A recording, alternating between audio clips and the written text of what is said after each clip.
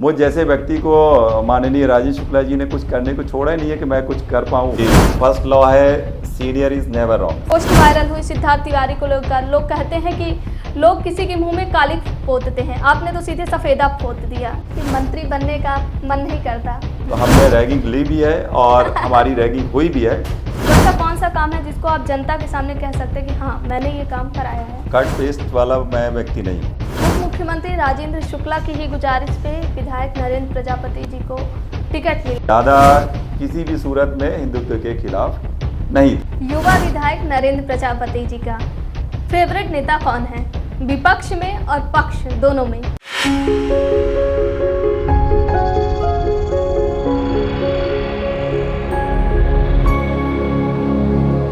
हर नेता के पास एक कहानी होती है, संघर्ष की, राजनीति की और कभी कभी विवादों की।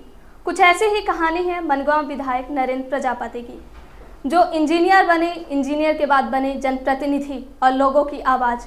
तो आज हमारे साथ हमारे खास प्रोग्राम पॉडकास्ट में मौजूद हैं मनगांव विधायक नरेंद्र प्रजापति जी। सर, आपका हमसे जुड़ने के लिए बहुत बहुत शुक्रिया। बहुत बहुत धन्यवाद न्यूज़ नेशन के सभी दर्शकों को जो मुझे देख रहे हैं और सुन रहे हैं, और अभी सोनाली जी के सवालों की बौछार होगी जिनका मैं जवाब दूंगा। बहुत बहुत धन्यवाद आप सभी को जो भी देखेंगे। सर, आपकी राजनीतिक करियर की शुरुआत कैसे हुई? एक इंजीनियर जब जनप्रतिनिधि के रूप में है तो उस यात्रा के दौरान आपकी यात्रा की शुरुआत कैसे हुई? अब देखिए, राजनीति ऐसा है कि जिस प्रकार से हम लोग जब पढ़ाई करते थे, केंद्रीय विद्यालय में पढ़ाई हुई, इंजीनियरिंग हुई, तो अमूमन जब हम लोग किताब पढ़ते हैं तो किताबों में ये रहता है कि कृषि प्रधान देश है, गांव का देश भारत है। तो अमूमन हमारी पढ़ाई शहर में हुई, तो गांव का देश जो भारत था उसे देखने की एक ललक ज़रूर मेरे मन में थी। और जब हम ग्रामीण परिवेश में जाया करते थे तो ऐसा लगा कि वहाँ के जो लोग पीड़ित हैं, वंचित हैं, अंत्योदय जो हमारे भारतीय जनता पार्टी का केंद्र बिंदु है, उन तक जो सरकार की योजनाएं हैं वो नीचे तक नहीं पहुंच पा रही हैं।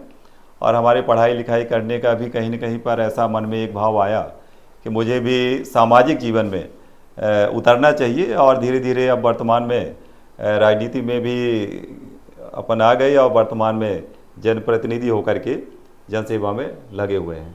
सर, इंजीनियरिंग आपने की है, तो इंजीनियरिंग को लेकर एक मूवी आई थी 3 इडियट्स, उसमें दिखाया जाता है कि बहुत रैगिंग की जाती है बच्चों की। तो जब आप इंजीनियरिंग स्टूडेंट थे, क्योंकि नेता आप बाद में भले बने लेकिन आप उसके पहले के स्टूडेंट थे, तो रैगिंग कॉलेज डेज आपका कैसा था?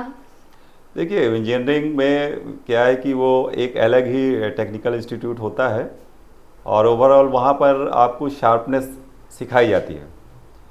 जिस सीनियर के द्वारा जब रैगिंग होती है तो ऐसा लगता है कि कभी ये सीनियर अगर हमें मिलेंगे तो हम इनसे बदला ज़रूर लेंगे। जैसे ही जब हम लोग सेकेंड ईयर में पहुँचते हैं उस दौरान तक वो भाव ख़त्म हो जाता है कि ये सीनियर्स जो हैं हमें सिखा रहे हैं, शार्पनेस सिखा रहे हैं। अब वो लोग हम लोगों को 2 नियम सिखाते थे कि फर्स्ट लॉ है senior is never wrong. Senior का मतलब होता है माता पिता, हमारे गुरुजन या हमसे ज़्यादा जानने वाले कोई भी, हमारे मान लीजिए नेता लोग हैं या कोई भी हमसे सीनियर है। तो फर्स्ट लॉ क्या है? Senior is never wrong. और फिर वही हमारे सीनियर्स बताते थे कि सेकंड लॉ ये है कि if wrong then follow the first rule, that means senior is never wrong. तो ठीक ऐसे जैसे आप लोग पत्रकारिता करते हैं तो आपके जो सीनियर्स होंगे बोलते हैं होंगे कि you have to do this, मतलब हमने ज़्यादा दुनिया देखी, हमने एक्सपीरियंस किया है, तो आप उसे फॉलो करिए। तो वो एक लॉ जो है, माता पिता जो होते हैं, गुरुजन होते हैं, जो हमारे पार्टी के वरिष्ठ नेता होते हैं, तो वो हम लोगों को सिखाते हैं क्योंकि उनके पास अनुभव है।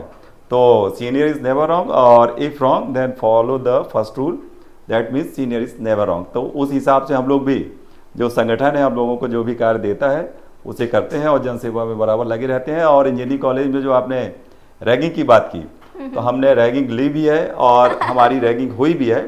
वर्तमान में रैगिंग एक तरह से एक इलीगल वर्ड है, उसको हम लोग ये कह सकते हैं कि आप जब इंजीनियरिंग कॉलेज में जाते हैं तो आपको सिखाया जाता है शार्पनेस। इंजीनियर का मतलब है 2+2 = 4, ना कि 2+2 5 या 2+2 3। अमूमन ज़िंदगी में 2+2 3 भी होता है और 2+2 5 भी होता है। अलग अलग परिदृश्य में ये बातें होती है, लेकिन हम इंजीनियर्स 2+2 4 ही सीखते हैं और जानते हैं। सर, आप इंजीनियर हैं, खुद आप विकास को एक नए रूप में देखते हैं। कहते हैं कि एक इंजीनियर जो होता है वो शिल्पकार होता है। तो मनगवा क्षेत्र को आपने किस ढांचे में देखा, और आप 2.5 साल होने लगा, तो आपको अपने 2.5 साल के कार्यों में क्या लगा कि मैंने ये चीज़ अच्छे से किया? आप कार्य कर रहे हैं, इसमें कोई संकोच नहीं है, आप लोगों के बीच जा रहे हैं, चाहे वो जन सुनवाई हो, चाहे विभिन्न कार्यक्रम हो, उसमें आप बाकायदे भागीदारी में रहते हैं। तो ऐसा कौन सा काम है जिसको आप जनता के सामने कह सकते हैं कि हाँ, मैंने ये काम कराया है? देखिए, विकास एक सतत प्रक्रिया है जो सदैव चलता रहता है। पहले भी चल रहा था, आगे भी चल रहा है, और वर्तमान में भी चल ही रहा है। अब आप अगर टू द पॉइंट किसी भी बात का विषय की बात करेंगे तो हमारे भारतीय जनता पार्टी के शासनकाल में जैसे सबसे बड़ा अचीवमेंट अगर कहा जाए तो विधानसभा मनगांव में हिनौती गौधाम बहुत बड़ा मतलब एक तरह से प्रोजेक्ट। और जब हम लोग चुनाव में गए, जब पार्टी ने चुनाव किया, टिकट दिया, तो 15 दिन के दौरान जब जिनके पास भी जाते थे तो सबसे पहले वो लोग यही कहते थे कि हमारी खेती आप बचाइए। मुझे जो बेसहारा पशु हैं उनसे किस प्रकार से हमारी खेती को निजात मिले, क्योंकि भोजन उन बेसहारा पशुओं का जो है वही हम लोगों का है, पकने के बाद हमारे लिए है। और जब वो कच्चा है, चारा या भूसा के स्वरूप में है, तो उन्हें भी भगवान ने यहाँ पे प्रकट किया है, उन्होंने भी यहाँ पर जन्म लिया, उनको भी जीने का पूरा अधिकार है। तो उस समय ये बात कचोटती थी, किसी भी तरीके से हमारे दिमाग में ये बात नहीं थी कि ऐसा कुछ प्रकल्प आने वाला है दिमाग में। लेकिन जैसे ही जनप्रतिनिधि बने और माननीय उप मुख्यमंत्री जी के सानिध्य में और उनके मार्गदर्शन में हिनौती गौधाम जब वहाँ पर पहुँचे तो ये एक बड़ा प्रकल्प 50,000 जो बेसहारा गौवंश हैं उनके रख रखाव के लिए, उनके पोषण के लिए वो निर्माणाधीन है। अभी जिस प्रकार से वहाँ पे निर्माण चल रहा है, हम लोग जाते रहते हैं और माननीय उप मुख्यमंत्री जी भी जाते हैं, पूरे शासन प्रशासन के अधिकारी जाते हैं। तो जब वो बड़ा एक प्रकल्प बन जाएगा तो आप देखेंगे कि कुछ न कुछ हद तक किसानों को इससे लाभ भी मिलेगा। दूसरा एक विषय और बोलना चाहूँगा कि ये जो बेसहारा पशु हैं कहीं बाहर से नहीं आए, ये हमारे अपने हैं। तो एक जन जागरण का भी विषय है कि हम अगर अपने इन बेसहारा पशुओं को दूध उत्पादन के पश्चात अगर अपने पास ही बांधते हैं और जैविक खेती के लिए जैसे गोबर का उपयोग करें, गौमूत्र का उपयोग करें, उसका सेल्फ अगर उपयोग करते हैं तो ये समस्या अपने आप ही समाप्त हो जाएगी। दूसरा, पूरी विधानसभा में जैसे उप स्वास्थ्य केंद्र कई खुल गए, अस्पताल का लोकार्पण भी माननीय जो सीएम साहब आए थे उन्होंने भी किया। जनपद में एक बड़ा प्रकल्प बनने वाला है, वहाँ पर जनपद का भवन अभी कुछ दिन पहले ही 17 अगस्त को माननीय उप मुख्यमंत्री जी के कर कमलों द्वारा किया गया, और बड़ी अस्पताल भी गंगे में बनने वाली है। तो इस तरीके से बहुत से ऐसे विकास कार्य हैं जो चल रहे हैं। मलकपुर तालाब है और इसके अलावा 11 तालाबों को भी हम लोगों ने चिन्हांकन किया है कि जो जल गंगा संवर्धन की योजना है अपने मुख्यमंत्री जी की और प्रधानमंत्री मोदी जी की, कि जल को बचाया जाए। जो वर्षा का जल होता है उसे कैसे हम अवशोषित करें, कैसे संधारित करें, क्योंकि जल है तो जीवन है, ये आप भी जानती हैं। उसके रुकाव के लिए पर्यावरण का भी विषय है। तो इस तरीके से हम लोग इस पर काम करते रहते हैं। कई ऐसे बातें हैं जो मैंने आपको यहाँ पर गिनाई। सड़क का निर्माण, जैसे हम लोगों को जो राशि रहती है, जो जनता की ही राशि है, उसे हम लोग सरपंचों को देते हैं, और जनपद के माध्यम से, सरपंच के माध्यम से, और जो सांसद जी हैं उनके माध्यम से भी राशि जाती है, वहाँ पर निर्माण होता है। अब ये स्वाभाविक सी बात है कि कोई भी काम एक बार में ही डायरेक्ट नहीं होता है, धीरे धीरे उस चीज़ को हम लोग करने में लगे हुए हैं। ठीक है, तो जहाँ बात आई एक एरा प्रथा की, तो कहीं ना कहीं विधायक नरेंद्र प्रजापति जी ने ये बिल्कुल बात सही कही है कि एरा प्रथा अगर बढ़ रहा है, अगर लोगों की खेती खराब हो रही है, तो कहीं ना कहीं उसके जिम्मेदार हम खुद हैं। क्योंकि हमारे ही पशु जब दूध देते हैं तो हम बांध लेते हैं, लेकिन जब वो दूध देना बंद कर देते हैं तो उन्हें हम छोड़ देते हैं, और यही कारण है कि वही पशु खेती चल लेते हैं। सरकार योजनाएं बना रही है, सरकार प्रबंध कर रही है, लेकिन यह हमारी और आपकी भी जिम्मेदारी है कि हम अपने पशु को बाहर ना भागने के लिए वो कर दें, या फिर ये कहें कि अपने पशुओं को ना छोड़ दें। सर, एक और प्रश्न उठता है, आप कह रहे हैं कि एरा पशु के लिए हिनौती गौधाम में बाकायदे किया गया है, समय लगता है चीज़ों को बनने में, तो जब आपके ये हिनौती गौधाम वाला था तो उसके रिलेटेड बहुत सारे वीडियोस आए कि ऐसी व्यवस्था हो रही है, भ्रष्टाचार हो रहा है, उस पर क्या कहना है? उन वीडियोस में क्या सच्चाई है? देखिए, कोई भी बड़ा प्रकल्प जब बनता है या सरकार की कोई योजना आती है तो वो तुरंत तो नहीं होता है, उसमें कई प्रक्रिया होती है। और ऐसा जो वीडियो हम लोगों के सामने आता है सोशल मीडिया के माध्यम से या किसी भी मतलब प्लेटफॉर्म में, उन चीज़ों से हम लोग सीखते हैं कि यदि कहीं पर कोई गड़बड़ बात हो रही है, किसी पशु की अगर मौत हो रही है किसी भी कारण से, अगर वहाँ तक डॉक्टर्स नहीं पहुँच पाए तो उस पर हम लोग पूरी सरकार और सरकार के अधिकारी जो भी हैं उस पर संज्ञान लेते हैं कि आगे कोई ऐसा घटनाक्रम ना हो। अब 50,000 गौवंशों की बात हम लोग कर रहे हैं, वर्तमान में 1200 गौवंश वहाँ पर बाकायदा विधिवत रह रहे हैं। अब यदि किसी भी पशु की मतलब मौत हो गई या यूं कहें कि समय पूरा हो गया, अब मान लीजिए कि अस्पताल हम जाते हैं, अस्पताल में किसी की भी मौत हो गई तो हम वहाँ बचाने के लिए गए ना उसको लेकर के, और डॉक्टर्स ने भी पूरा अपना 100% लगाया उसको बचाने के लिए। अब यदि किसी की जान नहीं बच पाई तो क्या अस्पताल बंद कर दिया जाता है? क्या अस्पताल टोटल रिजेक्टेड हो जाता है? जो सरकारी अस्पताल है या कि प्राइवेट अस्पताल भी हैं, तो इस प्रकार की घटनाएं होती रहती हैं, वहाँ से हम लोग सीखते हैं। और मैं धन्यवाद देता हूँ ऐसे यूट्यूबर्स को या मोबाइल धारकों को जिनके माध्यम से हम लोगों तक ये बात आती है, हम लोग उस विषय का संज्ञान लेते हैं और आगे बढ़ते हैं।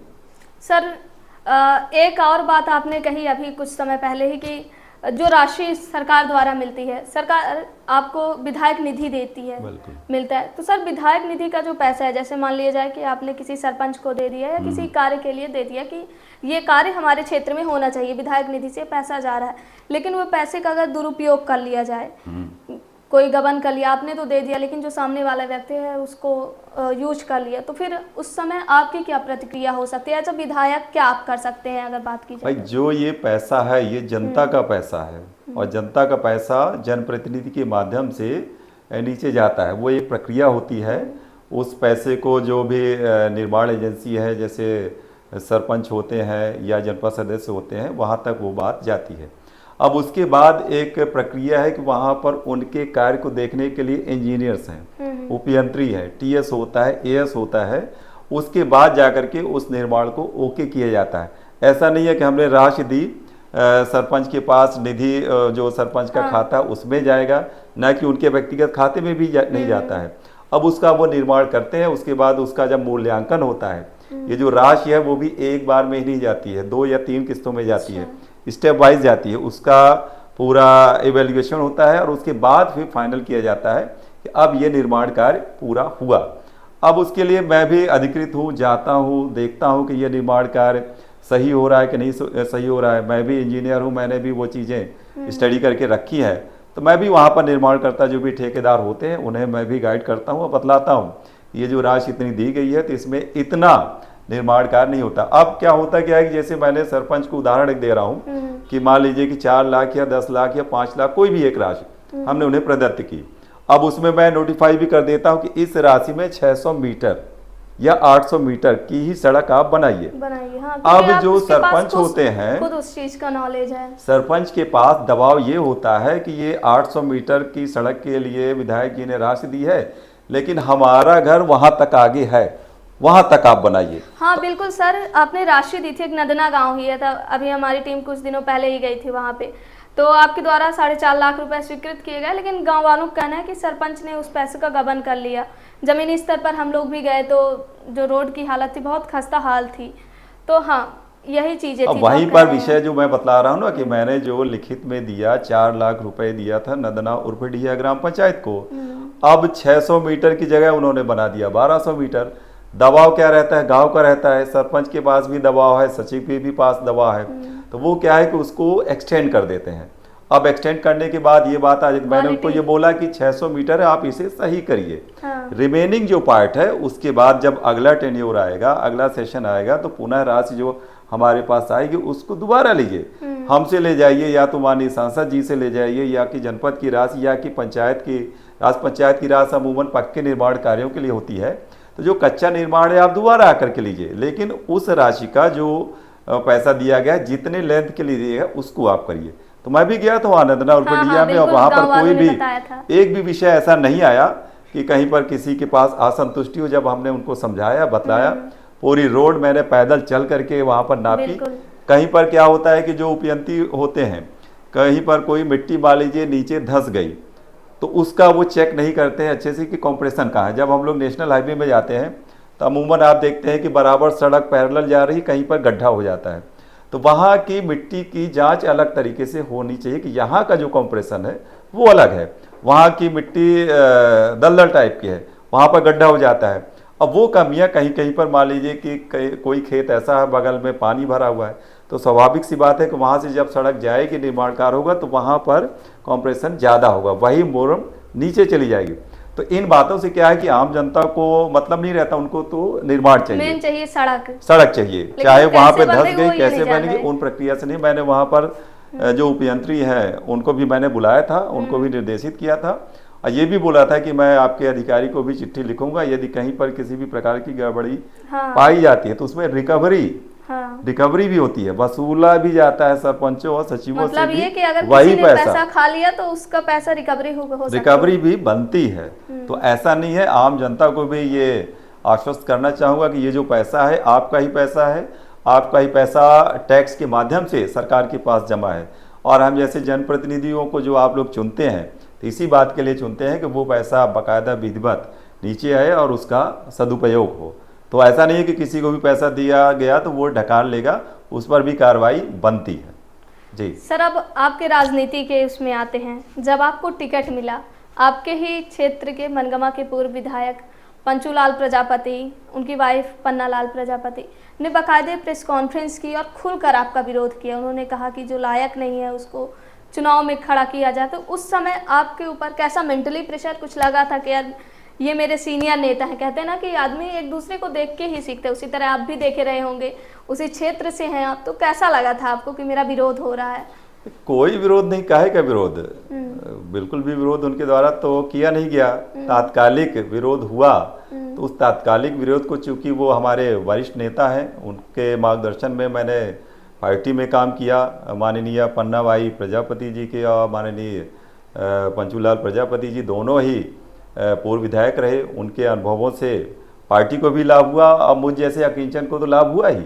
और पूरे पार्टी के जब चुनाव था उसमें भी उन्होंने प्रचार किया, लालगांव में गए, मनगमा में गए, उधर रामपुर सर्किल है, वो बराबर लगे रहे। और मुझे भी ऐसी मतलब फीलिंग आई कि मैं अकेला नहीं हूँ, बल्कि उनका भी बड़ा दस्त और मार्गदर्शन प्राप्त है। अब स्वाभाविक सी बात है कि कोई भी टिकट जब बढ़ता है तो थोड़ा सा गुस्सा लगता है, तो वो थोड़ा सा उनका भाव था, पार्टी के प्रति था, ना कि मेरे प्रति था। और उसके पश्चात उन्होंने विधिवत काम किया, और वर्तमान में भी अभी जैसे परसों नरसों की ही बात है तो बराबर अभी सांसद खेल प्रतियोगिताएं चल रही हैं, हम और माननीय पंचूलाल जी साथ साथ चल रहे हैं, कहीं कोई द्वेष भावना की बात नहीं है। पांचों मंडल में हम लोग साथ साथ गए, और ऐसा कोई विषय नहीं है। अब सोशल मीडिया में या किसी को जब दो व्यक्ति जुड़ते हैं या मिलते हैं तो तीसरे को हमेशा तकलीफ हुआ करती है, ये एक ह्यूमन नेचर होता है, तो उस पर मैं कुछ कह नहीं सकता। बाकी वो हमारे सर, तीसरे से क्या तात्पर्य है? विपक्षी पार्टी या कोई और? तीसरे से तात्पर्य सीधे कांग्रेस पार्टी के कार्यकर्ता। भाई वो उनका काम वही है जो वो कर रहे हैं, उनका काम यही है कि भाई विरोध करें। लेकिन साथ ही साथ मैं ये भी कहना चाहूँगा कि विरोध करें तो सकारात्मक विरोध करें, मुझे बतलाएं कहीं पर यदि सड़क खराब है, कहीं पर कोई पुल खराब है, या कहीं पर नाला में पुलिया होना चाहिए, रपटा बनना चाहिए, या उपस्वास्थ्य केंद्र होना चाहिए, तो हमारे पास यदि प्रॉपर चैनल से बात आती है, बजाय इसके कि सोशल मीडिया में। जैसे क्या होता है कि सोशल मीडिया में किसी पत्रकार ने या किसी एक व्यक्ति ने, क्योंकि आज की डेट में हर किसी के पास मोबाइल है, अगर वो रजिस्टर्ड पत्रकार नहीं है तो भी वो मोबाइल में वो वीडियो बना सकता है। अब जब वही विषय मेरे पास आता है तो वहाँ के सरपंच से जब मैं पूछूंगा कि मैंने ये जो राशि आपको दी थी, आपने सड़क बनाई कि नहीं बनाई, तो उनका उत्तर आता है कि हम तो बनाने के तैयार हैं, लेकिन बगल में सड़क की जो जमीन है उसका अत्रजन नहीं हुआ, यानी कि सरकार को नहीं दिया गया। अब जब वह सड़क की भूमि सरकार को नहीं दी गई, अत्रजन नहीं किया गया, तो अब सड़क तो हवा में नहीं बनेगी, ठीक है ना। अब जब सरपंच वहाँ पर जाते हैं, बात करते हैं, जब बोलेंगे कि भाई ये सरकारी ज़मीन यहाँ से आपके घर के बगल से सड़क जानी है और इसका भी जो है पटवारी आए या तहसीलदार आए, आपने मना कर दिया। और जब फाइनली जब मैं नीचे ग्राउंड लेवल पे जाऊंगा तो यही बातें सामने आ भी जाती हैं, लेकिन अमूमन हर जगह की बात नहीं कर रहे। लेकिन अभी तक के जो भी वीडियो आए तो मैंने ये देखा कि वहाँ पर जहाँ भी सड़क की बात की जा रही है तो वहाँ पर ये विषय आता है। फिर मैं वहाँ पे जाता हूँ, बात करता हूँ, उनसे भी ये बोलता हूँ कि भाई सड़क तो हवा में नहीं बनेगी, सड़क ज़मीन में ही बनेगी, और यदि पूर्व काल में किसी भी कारण से नहीं बन पाई है तो मुझे आप आदेश दीजिए, जो भी राशि है वो आपकी है, आपका पैसा है, आपके ही उसके लिए उपयोग किया जाएगा। सर, सोशल मीडिया की बात आ रही है तो मनगमा विधायक नरेंद्र प्रजापति जी अक्सर अपने, चाहे वो छोटा से छोटा कार्यक्रम हो, बड़ा से बड़ा कार्यक्रम है, वो लाइव आते हैं, अपनी चीज़ों को दिखाते हैं, चाहे वो जनता से जुड़े मुद्दे हों या फिर जनता से जुड़ी हुई चीज़ें हों। तो जब आप लाइव आते हैं सोशल मीडिया में तो आपको कई बार ट्रोल भी होना पड़ता है, तो उस पर क्या कहना है कि आपको नहीं करता, मन नहीं करता कि लाइव से अच्छा मैं अपना जो एक स्पेसिफिक जो वीडियो होता है वो डाल दूं, मतलब एक कहते हैं ना कि एक अच्छा पार्ट डाल देना, और जो जैसे अभी आपका ही वीडियो वायरल हुआ था कि नेतागिरी मत करना, तो आपके भी मन में हो सकता है आया था क्या कि मुझे यहाँ पे लाइव नहीं आना चाहिए या फिर ये वीडियो मेरा नहीं वायरल होना चाहिए, क्या लगता है? देखिए, कट पेस्ट वाला मैं व्यक्ति नहीं हूँ, जो भी है रियल है, और जनता को पूरा अधिकार है कि वो ये देखे और जाने कि उनके जनप्रतिनिधि कहाँ पर हैं, और जो वर्किंग आवर्स हैं उस दौरान उनको मालूम होना चाहिए कि हमारा जो जनप्रतिनिधि है वो कहाँ पर है। यदि वो मिलना चाहता है तो वो हम तक कैसे पहुँच सकता है।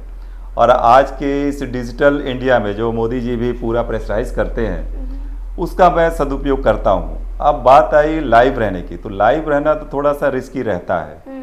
कहीं पर जाते हैं, जैसे आपने ये बात कही ना कि भाई आप ज़्यादा नेतागिरी मत करो, तो अब नेतागिरी ना करो किसके लिए कहा जा रहा है, और वो बात जैसे फाइनली बाद में फिर क्लैरिफाई भी हुई, आप लोगों ने ही उसको क्लियर भी किया कि सामने वाले ने मुझे नहीं कहा, किसी और के लिए कहा। तो कट पेस्ट दूसरे करते हैं, तो कहीं ना कहीं अब कट पेस्ट करने के बाद जो चीज़ प्रोजेक्ट हुई एक दिन वो चला उसके बाद नेक्स्ट डे पूरा क्लैरिफाई हो गया कि विधायक जी वहाँ पर गए और वहाँ पर लोगों से बात किए, जिन जनप्रतिनिधियों से उनका आक्रोश था उन्हें वो बात कर रहे थे, उनका भी वर्जन आया कि मैं नरेंद्र जी को ये नहीं बोल रहा था, ये सामने वाले को बोल रहा था, उनके ऊपर उनका आक्रोश था। और मैं तो वहाँ पर बाकायदा विधिवत कि अगर उनसे कोई भूल चूक हुई है तो उनके जगह पे मैं जनप्रतिनिधि होने के नाते उनसे माफ़ी भी मांगा। जनता से माफ़ी मांगने में कहीं कोई वो बात नहीं है, लेकिन जो ओवरऑल सीन था तो वो अलग था।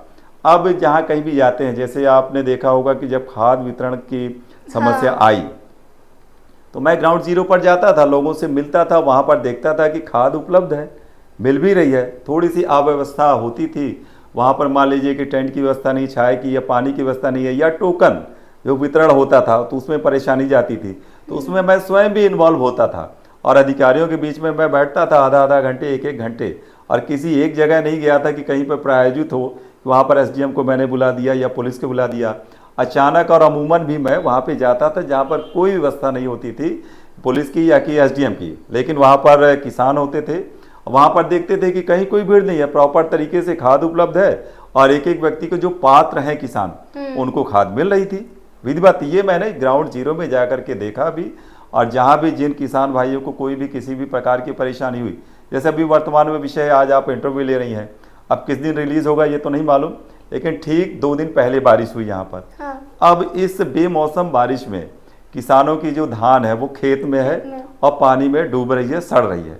अब ये हमारी जिम्मेदारी है कि हम एसडीएम को या तहसीलदार को या पटवारी को वहाँ पर मौके में मतलब मुआयना करने के लिए भेजें। ये आज मैं सुबह करके ये आया, और जो पटवारी हैं तहसीलदार वहाँ पर जाएंगे, उनका मौका करेंगे, उनका अवलोकन करेंगे, या जो भी किसानों की जो क्षति हुई है ये इस बेमौसम बरसात में, उनको बाकायदा उनका मुआवजा जो भी पात्र किसान है उनको दिलाया जाएगा। यही तो हम लोगों का काम है। अगर ये हम घर में बैठे रहेंगे, वीडियो देखेंगे, फोटो देखेंगे, तो इससे काम नहीं होने वाला।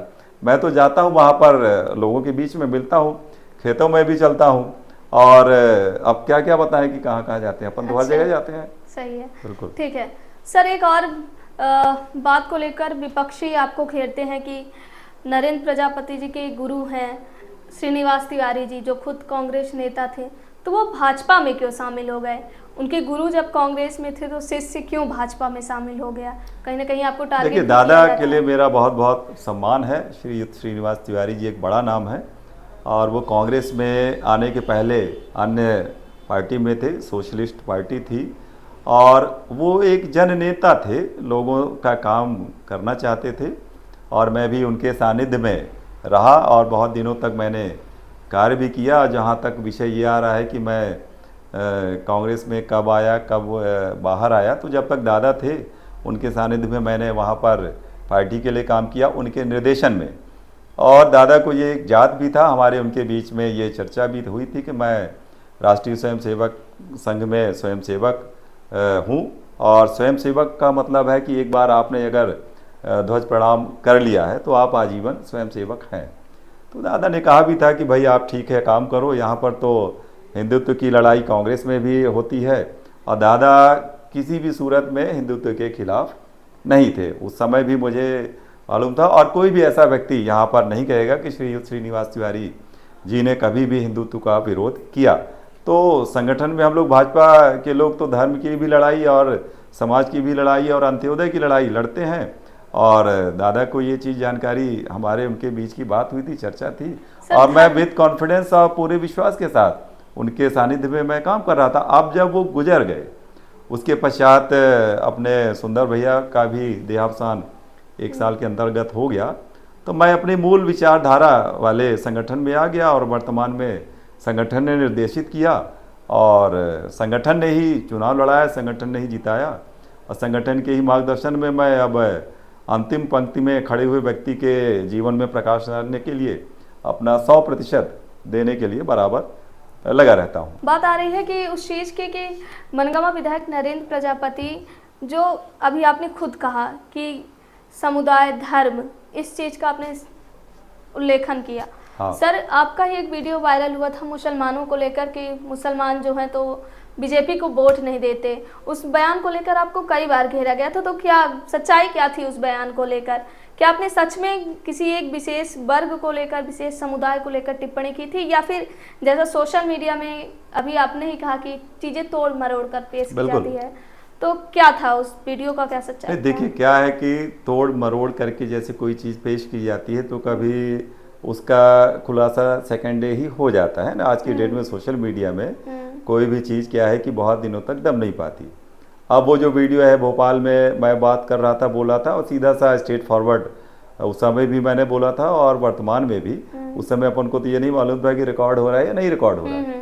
तो हमने वहाँ पर ये कहा कि भाई मुस्लिम कम्युनिटी जो है भारतीय जनता पार्टी के विचार के आधार पर मत नहीं देते हैं। भारतीय जनता पार्टी की जो योजनाएं हैं उनके आधार पर वोट मिलता है। और भारतीय जनता पार्टी की जो योजनाएं हैं, जैसे प्रधानमंत्री आवास हो गया, आयुष्मान कार्ड हो गया और लाडली बहना हो गया, इन आधार पर जो मुस्लिम कम्युनिटी है मत देती है भारतीय जनता पार्टी का। लेकिन जो भारतीय जनता पार्टी का जो विचार अखंड भारत का है, भारतीय जनता पार्टी का जो विचार है, ये अखंड भारत की बात मैंने की, और वंदे मातरम, तो इस विचार पर कुछ थोड़ा सा हिचकिचाते हैं लोग कि हम वंदे मातरम नहीं बोलेंगे या हम अखंड भारत के पक्ष में नहीं हैं। तो ये वाला विषय था। और इस विषय में जिस दिन कोई भी व्यक्ति भारतीय जनता पार्टी को उनके विचार के आधार पर वोट देगा तो भारतीय जनता पार्टी पूरे राष्ट्र को एक करने की बात करती है, देश की बात करती है। सबसे पहले देश है हमारे लिए, उसके बाद सब कुछ है। तो मैं नहीं समझता कि कोई भी मतदाता मतलब किसी भी धर्म का मतदाता को जो मत देने का जो विकल्प आएगा वो सिर्फ और सिर्फ कमल और भारतीय जनता पार्टी ही होगी। क्योंकि हर नागरिक को सबसे पहले अपना देश प्रिय है, राष्ट्र प्रिय है, उसके पश्चात अपने माता पिता है और पूरा भी समाज आता है। तो वो विषय था और उस विषय पर मैं आज भी यही बोल रहा हूँ कि भारतीय जनता पार्टी के विचार आधारित जो मत देगा तो उसके पास कोई भी विकल्प नहीं रहेगा। सर, आपका और उप मुख्यमंत्री राजेंद्र शुक्ला का कैसा संबंध है? क्योंकि कहते हैं लोग कि उप मुख्यमंत्री राजेंद्र शुक्ला की ही गुजारिश पे विधायक नरेंद्र प्रजापति जी को टिकट मिला, नरेंद्र प्रजापति जी को जो है तो राजेंद्र शुक्ला जी का परछाई एक तरह का लोग कहते हैं कि जहाँ उप मुख्यमंत्री नहीं होते वहाँ नरेंद्र प्रजापति जी होते हैं, तो इस पर क्या कहना है? देखिए, ऐसा नहीं है, ये तो संगठन ने चुनाव किया और टिकट मिला जिसमें माननीय राजेश शुक्ला जी का मार्गदर्शन रहा। अपने माननीय उस समय एक्स स्पीकर, अब वर्तमान में देवतोला विधायक गिरीश गौतम जी का भी मतलब हमारे ऊपर मार्गदर्शन रहा।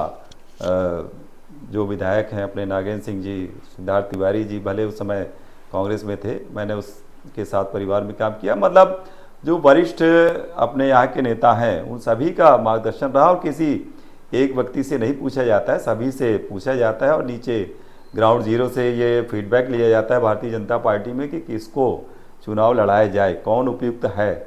और हम तो सिर्फ एक चेहरा मात्र थे।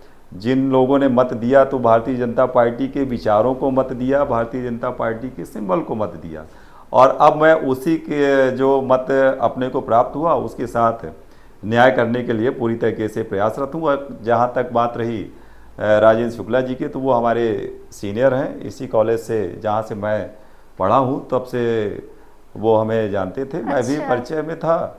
और एक इंजीनियरिंग टेक्नोक्रेसी अलग है और राजनीति में भी उनका साथ और मार्गदर्शन अभी भी प्राप्त हो रहा है, तो इसके लिए मैं सौभाग्यशाली हूँ। और गिरीश गौतम जी जो अपने देवतोला के विधायक हैं, माननीय दादा भाई, उनका भी बर्दाश्त है और माननीय पंचूलाल जी का भी बर्दाश्त है। साथ में ही अपन मिलकर के काम कर रहे हैं। तो ओवरऑल जो पार्टी का मेन एजेंडा है वो ये है कि अंतिम पंक्ति में खड़े हुए व्यक्ति के जीवन में खुशहाली लाई जाए। और अंत्योदय जो हमारे पंडित दीनदयाल उपाध्याय जी और पंडित श्यामा प्रसाद मुखर्जी जी और अटल बिहारी वाजपेयी जी जैसे महापुरुषों ने इस पार्टी के नींव को खड़ा किया, और उनके द्वारा बनाए हुए कार्यक्रमों को हम लोग नीचे उतारने का काम करते हैं। सीधे तौर पर जो भी प्रधानमंत्री जी की योजनाएं हैं वो हमें प्रदत्त हो जाती हैं, जो माननीय मुख्यमंत्री जी की योजनाएं वो प्रदत्त हो गई। अब हम जनप्रतिनिधियों का ये काम है कि उन्हीं योजनाओं को नीचे हितग्राहियों तक पहुंचाया जाए। कहीं पर कोई यदि बाधा आ रही है, कोई अधिकारी गड़बड़ कर रहे हैं या हितग्राही तक कोई भी बात नहीं पहुंच पा रही है, तो उसके लिए हम लोग काम करते हैं। कुछ दिनों पहले मुख्यमंत्री डॉक्टर मोहन यादव का दौरा था। दौरे में सीएम ने कई सारी योजनाओं की सौगात दी, कई चीज़ों का लोकार्पण किया, लेकिन लोगों के बीच एक चर्चा का विषय रहता है। लोग ठेठ अगर बघेली में कहा जाए तो लोग कहते हैं कि मुख्यमंत्री आए, पैसा दे के चले गए, यह सब खायली ही। तो क्या लगता है कि उन योजनाओं का जो पैसा देते हैं, लोकार्पण करते हैं, वो कार्य क्या जमीनी स्तर पर होते हैं? जो लोग कहते हैं उनके मन में जो भ्रम है, उनके लिए क्या आप संदेश देना चाहते हैं? देखिए, जो मैंने अभी बताया ना, सरपंच को उदाहरण दिया मैंने कि जो भी यहाँ से राशि जाती है वो बाकायदा पूरे प्रोसेस के तहत नीचे जाती है। उन सारी राशियों का जो खर्च होता है, एक मॉनिटरिंग पूरी टीम रहती है, विभाग रहता है। तो अब आप ये समझिए कि अगर विधायक निधि के लिए ये प्रक्रियाएं हैं, तो जो माननीय मुख्यमंत्री जी का पैसा, उसके लिए कितने स्टेप्स होंगे। और जो भी पैसा आता है तो वो विभाग में आता है, विभाग के बाद नीचे उसका निर्माण कार्य होता है और उसके बाकायदा मॉनिटरिंग होती है। तो ऐसा कहना उपयुक्त नहीं है कि मुख्यमंत्री जी जब आए तो उन्होंने पैसा कोई ऐसे छीट थोड़ी दिया, बांट थोड़ी दिया कि सबको मिल गया। वो उस एक प्रक्रिया के तहत संबंधित एजेंसी को, निर्माण एजेंसी को पैसा जाता है और उसका कार्य होता है। अब जो भी माननीय मुख्यमंत्री जी ने घोषणाएं की, अभी प्रोसेस में है कि कुछ इसी वर्ष में होंगे। जैसे अब मैं उदाहरण दे रहा हूँ कि हिनौती गोधाम के लिए 8 करोड़ की प्रशासकीय स्वीकृति, अब प्रशासकीय स्वीकृति हो गई। उस पैसे का सदुपयोग वहाँ पर किया जा रहा है। उसकी मॉनिटरिंग के लिए अपने माननीय मुख्यमंत्री जी जाते हैं, मैं जाता हूँ, पूरी उसकी वर्किंग कमेटी है, कलेक्टर मैडम जाती हैं, CCF जाते हैं। कई विभागों का वो प्रोजेक्ट है, उसमें कोई ऐसा नहीं है कि सिर्फ एक ही विभाग है। उसके अलावा जैसे देवास का जो विद्यालय है 10वीं से 12वीं कर दिया गया। अब 10वीं से 12वीं कर दिया गया तो अगला जब सत्र आएगा तो वहीं के मतलब जो छात्र हैं 10वीं से 11वीं में पहुंचेंगे। अब उसी को अगर ये कह दिया जाए उसके वो 12वीं हो गया, छात्र कहाँ से आएंगे? वहीं के छात्र आगे अपडेट होकर के जब कंप्लीट होगा, परीक्षाएं खत्म होगी, तब ना स्कूल चेंज होता है। ऐसा तो है नहीं कि हम यहाँ पर 9वीं पढ़ रहे हैं, 6 महीना पढ़े और उसके बाद चेंज करके दूसरे स्कूल में चले गए। जब पूरा 1 साल आदमी पढ़ लेता है, 8वीं 9वीं या 10वीं, तब ना स्कूल चेंज होता है। तो जैसे ही 10वीं चेंज होगा, अगला वाला जो वर्किंग मतलब टाइम आएगा उसमें वो विद्यालय कन्वर्ट हो जाएगा और वहाँ पर जो विद्यालय की यदि जो भवन है उसमें यदि कमी होगी तो उसका निर्माण होगा। इसी प्रकार से जो पैसा हो गया, ये एक सड़क के लिए माननीय मुख्यमंत्री जी ने कहा था, तो उसका पैसा विभाग में आता है, विभाग के बाद नीचे निर्माण कार्य होता है, टेंडर लगता है। तो ऐसा नहीं है कि जो मुख्यमंत्री जी ने दिया या विधायक जी ने दिया या सांसद जी ने दिया तो उसे लोगों ने खा लिया। बाकायदा बीच में प्रोसेस रहती है, अधिकारी रहते हैं और बाकायदा मॉनिटरिंग करने के लिए, जैसे मैं देखिए जाता हूँ स्कूलों में जाता हूँ, कहीं पर स्कूल में कोई शिक्षक पढ़ा रहा है, कोई नहीं पढ़ा रहा, तो वो बोलते हैं कि अरे आप अगर बतला के आते तो अच्छा होता। हाँ। तो हम अगर बतला के आएंगे तो आप तो हमें सिर्फ चाय नाश्ता करा के भेज दोगे, रियलिटी क्या है ये हम नहीं पता कर पाएंगे ना। तो मैं अचानक जाता हूँ, जब कभी भी किसी विद्यालय में पहुँच गया या अस्पताल में ही मैं चला जाता तो वहाँ पर भी देखता हूँ कि नर्स हैं या नहीं है, डॉक्टर्स हैं कि नहीं है। तो वहाँ से ये जानकारी अपन को प्राप्त होती है और जनता ने जो आशीर्वाद दिया तो उस आशीर्वाद के तहत मैं संबंधित विभाग के ऊपर के जो अधिकारी हैं उन्हें अब रिपोर्ट करते हैं और उन पर कार्रवाई होती है। फिर बाद में हमारे पास बात आती है जब, तो अगर वो सुधर गए तो ठीक है, अदरवाइज सीधे फिर एक्शन होता है। बिल्कुल सही बात कही आपने कि एक राजनेता को, एक नेता को, एक जनता का जो प्रतिनिधि होता है, अगर वह अधिकारियों को बता कर जाएगा तो फिर वो देखेगा क्या, क्योंकि कहीं ना कहीं हर इंसान अपनी गलती छुपाने के लिए कुछ ना कुछ कार्य करता है। तो आपने बहुत अच्छी बात कही और साथ ही जितने भी जनप्रतिनिधि हैं उनको भी कहीं ना कहीं यही चीज़ें अपनानी चाहिए कि योजनाबद्ध तरीके से नहीं बल्कि औचक निरीक्षण से ही सच्चाई जो है तो सामने आती है। सर एक और बात कि आपका एक सोशल मीडिया में आप काफ़ी वायरल रहते हैं, आपकी एक पोस्ट वायरल हुई सिद्धार्थ तिवारी को लोग कहते हैं कि लोग किसी के मुंह में कालिक पोतते हैं, आपने तो सीधे सफ़ेदा पोत दिया, क्या था वो मामला? वो विषय पुराना हो गया और हो गया, मतलब पत्रकार साथी लोग, आप लोग पूछते हैं। सिद्धार्थ भैया अपने नेता हैं, उनके परिवार के साथ, पिताजी के साथ और बाबा के साथ अपन ने बहुत कुछ काम किया है। उस समय जब वो दिल्ली में थे या पढ़ाई लिखाई कर रहे थे या नौकरी कर रहे थे, उस दौरान हम उनके पिताजी और बाबा के साथ संघर्ष, जिसको कहा जाए ABCD सीखना, समाज नीति और राजनीति, तो उनके साथ हमने बहुत काम किया और अभी भी उनके साथ बातचीत होती है, टेलीफोनिक मार्गदर्शन प्राप्त होता है। और वर्तमान में वो देवथर विधानसभा के विधायक हैं। वो एक वाकया था, माननीय मुख्यमंत्री जी का आगमन हुआ था, एयरपोर्ट में हम लोग बैठे हुए थे, वहाँ पे जो CM का प्रोटोकॉल है वहाँ पर कोई फोटोग्राफर अलाउड नहीं था। अब CM की ID से ही वो फोटो जब पोस्ट हुआ तो जो समर्थक हैं उन्होंने उस फोटो को सेव किया और वाइट वॉश किया और उसके बाद मुझे भेज दिया। तो मैंने भी रात में लगभग 12 साढ़े 12 बजे के आसपास पोस्ट किया और शायद मकर संक्रांति का नेक्स्ट डे त्यौहार था और उसमें बधाई संदेश देते हुए, अब चूंकि वाइट वॉश था, अगर ब्लैक होता जैसे आपने कहा या कोई दूसरा कलर होता तो वो विजिबल होता।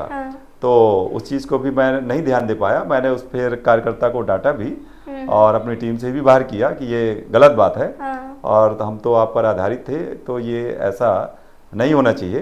तो वो ये वाकया था। बाकी उनके पार्टी में आ जाने के कारण ही हमें अच्छी खासी बाकायदा भारतीय जनता पार्टी की यहाँ पर जीत हुई और उनका मार्गदर्शन बराबर मिलता रहता है। अभी माननीय मुख्यमंत्री जी आए थे त्योथर में, उनका भी आशीर्वाद था और मैं भी वहाँ पर मंच में ही था। ये भी एक विषय आप पूछ सकती हैं कि आपने कह दिया था कि मुख्यमंत्री जी का कार्यक्रम है तो कोई बुलाएगा या नहीं बुलाएगा तो भी जाएंगे, तो हम बराबर वहाँ पर गए थे, उनसे हमारी बात हुई थी। और मुख्यमंत्री जी के कार्यक्रम में तो हर कार्यकर्ता को, अगर वो रीवा में है और कहीं कोई बड़ा कार्यक्रम नहीं है तो स्वाभाविक सी बात है पहुँचना ही है। सर भारतीय जनता पार्टी में बयानों को लेकर बहुत सारी, ये कहते हैं ना कि तालमेल होता है कि कोई ऐसा बयान ना दिया जाए कि जो जनता के बीच निगेटिव इफेक्ट पैदा करे, राजनेता के प्रति हो चाहे क्षेत्र के विकास के प्रति निगेटिव इफेक्ट पैदा करे। लेकिन हाल ही में विंध्य क्षेत्र के कुछ ऐसे नेता हैं जो कुछ ऐसी बात बोल देते हैं जो एक राजनेता के रूप में नहीं बोलनी चाहिए, तो उस पर क्या कहना है? जैसे बात की जाए अगर जो रीवा सांसद जनार्दन मिश्रा की ही, तो वो मंच से ही खन के गाड़ देने जैसी बात, कुकी मारना, तो क्या एक राजनेता को उस तरह वह लहजा क्या सूट करता है? आप भी एक राजनेता हैं, तो उस मेंटालिटी क्या हो सकती है? देखिए, मैं बहुत बड़ा कोई राजनेता नहीं हूँ, मैं अपने आप को कार्यकर्ता मानता हूँ और कार्यकर्ता होने के नाते हम इन वरिष्ठों से सीखने का प्रयास करते हैं। जो एक कहावत है ना अपने उसमें कि सार सार गाय दे थोथा दे उड़ाए, तो जिससे जो सीखने को मिलता है अपन सीखते हैं। और ये जो वरिष्ठ आदरणीय नेता हैं उनके एक एक वाक्य में, एक एक शब्द में कुछ न कुछ सीखने का अनुभव होता है। वो कोई भी बात अगर उनके मुखाग्र बिंदु से निकलती है तो ऐसे ही नहीं निकलती है, उसका अगर मंथन जब किया जाता है तो उसका, अब चूंकि बघेली भाषा है, ठीक है, बघेली भाषा हम लोग जो समझते हैं तो उन शब्दों का अर्थ यहाँ पर अलग होता है, और उसी शब्द का अगर खड़ी हिंदी में निकाला जाए तो साधारण सा सिंपल सी मीनिंग आती है ना। तो मैं ऐसा बिल्कुल भी नहीं मानता। जो भी हमारे वरिष्ठ नेता हैं तो वो जो भी बात कहते हैं बोलते हैं तो उनसे जो भी सीखने लायक होता है तो मैं सीखता हूँ, जो सीखने लायक नहीं होता है तो उनको अपन वो नहीं करते। लेकिन जो भी वरिष्ठ व्यक्ति है और वो बोलते हैं बात को तो बहुत ही सोच समझ करके ही बोला करते हैं। युवा विधायक नरेंद्र प्रजापति जी का फेवरेट नेता कौन है, विपक्ष में और पक्ष दोनों में? देखिए, हर वो वरिष्ठ जनप्रतिनिधि जिसने समाज के लिए और देश के लिए किया है, अपने जीवन को समर्पण किया है, वो सारे महापुरुष हमारे लिए आदरणीय है। अब आप उदाहरण ले सकती हैं, जैसे हमने पंडित श्यामा प्रसाद मुखर्जी जी का नाम लिया, पंडित दीनदयाल उपाध्याय जी हो गए, अपने अटल बिहारी वाजपेयी जी हो गए, लौह पुरुष सरदार पटेल जी हो गए, महात्मा गांधी जी हो गए, और अब किसका नाम ले, बहुत से ऐसे महापुरुष जो वर्तमान में इस दुनिया में नहीं है। और अगर वर्तमान में रनिंग कंडीशन भी माना जाए तो अपने गिरीश गौतम जी वरिष्ठ हमारे नेता हैं, और जिनका आपने नाम लिया ही, राजेश शुक्ला जी उप मुख्यमंत्री, बहुत पहले से हम उनसे परिचय में थे और इंजीनियरिंग लाइन से ही उनका मार्गदर्शन प्राप्त होता रहा। सर, कॉलेज में क्या मिले थे आप लोग, बात होती थी क्या कॉलेज के दिनों? कॉलेज में ऐसा है कि वो बहुत सीनियर हैं हमारे। अच्छा। और उस दौरान वो पढ़ के निकल चुके थे, और एक ये होता ना कि एक ही स्कूल का कोई भी पास आउट है, तो जब हम उससे मिलते हैं तो एक अटैचमेंट अलग होता है। तो वो वाला एक लगाव, जिन्होंने उन्हें पढ़ाया, तो वो क्या है कि टीचर्स तो रहते हैं ना, टीचर्स तो आफ्टर 40 ईयर्स वो रिटायर होंगे। तो जब ये आता है कि हमने उनको राजेश शुक्ला जी को पढ़ाया है जो वर्तमान में विधायक हैं, मंत्री हैं, उस समय तो हम पढ़ रहे थे। अब जब निकल के आए और बाद में जब उनसे संपर्क हुआ तो वही टीचर अब जब मिलते हैं तो बोलते हैं कि देखो हमने उन्हें भी पढ़ाया था, तुम्हें भी पढ़ाया, और अब इंजीनियरिंग कॉलेज में आओ, मतलब उदाहरण बन गया अब दोनों जन मिल करके कुछ इंजीनियरिंग कॉलेज के लिए आप वो करें। तो मुझ जैसे व्यक्ति को माननीय राजेश शुक्ला जी ने कुछ करने को छोड़ा ही नहीं है कि मैं कुछ कर पाऊँ, क्योंकि वो तो स्वयं ही इतना दिव्य दृष्टि लेकर के चल रहे हैं। और वर्तमान में जैसा आप देखते हैं रीवा में जो बदला हुआ परिदृश्य है, अभी आज ही कल में जो 72 सीटर का ये जो विमान आया, तो ये किसी भी व्यक्ति ने परिकल्पना ऐसी नहीं की रही होगी कि रीवा में इतना बड़ा सोलर पावर प्लांट होगा जिसकी बिजली से रेलवे मेट्रो वहाँ दिल्ली में चलेगी। यहाँ पर जो एयरपोर्ट इतना बड़ा बन गया, यहाँ पर जो फ्लाईओवर्स आप देखते हैं, हॉस्पिटल देखते हैं, और अब क्या क्या अपन नाम ले लें, मतलब जिस प्रकार से उन्होंने इतना विकास कर दिया। पूरा जो रीवा जिला है, आप पत्रकार हैं, आपको मैं बोलूँगा कि आप लोग सभी लोग जाइए, जो रीवा का रिंग रोड है वो लगभग कंप्लीट होने की कंडीशन में है, और भोपाल या इंदौर में अभी वो चीज़ें प्रोसेस में है, प्रक्रिया में है। यहाँ पर हम लोग पूरा कंप्लीट होने की स्थिति में मतलब रीवा जो है तो इंदौर और भोपाल को पीछे छोड़ रहा है। बिल्कुल पीछे छोड़ के आ रहा है, छोड़ दिया है। जो भी भोपाल में या इंदौर में रहते हैं, हमारे साथ के पढ़ने वाले या जिनको मैंने पढ़ाया, जो भी इंजीनियर्स हैं, बाहर नौकरी कर रहे हैं, स्वाभाविक सी बात है जब त्यौहार में आते हैं, दीपावली में जब आते हैं तो वो जब देखते हैं कि अरे यह रीवा यार, यह तो जब हम पढ़ रहे थे ये चौराहा छोटा सा था, या कॉलेज चौराहे की स्थितियाँ दूसरी थी। आपकी भी अभी उम्र छोटी है, जो सीनियर्स हैं उनसे आप पूछिए, जो पत्रकार साथी हैं जो बाहर जैसे काम कर रहे हैं, उनसे जब आप पूछेंगे कि ये जो सिरमौर चौराहे का गेटअप है, जो चेंज है, वो क्या ऐसा ही था, और जो आगे का जो कॉलेज चौराहा है, सिरमौर चौराहा है, या रेलवे स्टेशन है, आप रेलवे स्टेशन जाइए, लगता ही नहीं कि ये रेलवे स्टेशन रीवा वाला है। कितना बढ़िया फर्स्ट क्लास उसका डेकोरेशन हो गया, और रेलवे यहाँ पर मतलब आ गई। और इस तरीके से बहुत सारा प्रोजेक्ट ऐसा माननीय डिप्टी सीएम साहब ने अपने नज़र में रखते हुए, ऐसा नहीं कि सिर्फ शहर का विकास किया, बल्कि जो पूरा रीवा जिला है, भौगोलिक इलाका, अब जैसे गुड़ में देखिए भैरम बाबा का जो वहाँ पर मंदिर है, वो एक जंगल में पड़ी हुई शंकर जी की मूर्ति थी। अब उसकी खोज हुई, उसके पश्चात जब उनकी नज़र पड़ी तो उन्होंने बाकायदा वहाँ का चित्र बदल दिया, और संभवतः आगे आने वाले दिनों में माननीय मुख्यमंत्री जी का कार्यक्रम भी तय होने वाला है। और हिनौती गोधाम का मैंने उदाहरण दिया ही, मलकपुर तालाब की भी मैं बात कर रहा हूँ कि वो भी एक न एक दिन जो है बेहतरीन सौंदर्यीकरण होगा। और रतहरा तालाब आपने देखा, रानी तालाब, इस तरीके से बहुत से ऐसे प्रोजेक्ट हैं जो इनके निर्देशन में, और जो भी वरिष्ठ नेता हैं माननीय गिरीश गौतम जी, अपने नागेंद्र सिंह जी हैं, प्रदीप पटेल जी हैं, सिद्धार्थ भैया हैं, सभी के निर्देशन में ये कार्य हो रहा है। और भारतीय जनता पार्टी अंतिम पंक्ति में खड़े हुए व्यक्ति के जीवन में प्रकाश लाने के लिए जो हमारे मोदी जी का उद्देश्य है और जो वरिष्ठ नेता हैं उन्हीं के बताए हुए मार्गदर्शन पर, पद चिन्हों पर हम चलने का प्रयास करते हैं। सर, क्या आपका विधायक से मंत्री पद या फिर ये कहें कि मंत्री बनने का मन नहीं करता? क्या आपकी इच्छा नहीं थी कि मुझे भी मंत्री पद मिले? ये तो बेकार का सवाल है भारतीय जनता पार्टी के कार्यकर्ताओं के लिए। जैसे मैंने कहा ना कि मैं अपने आप को विधायक नहीं मानता, मैं एक कार्यकर्ता हूँ और कार्यकर्ता बनने की ही प्रक्रिया में मैं बराबर लगा रहता हूँ।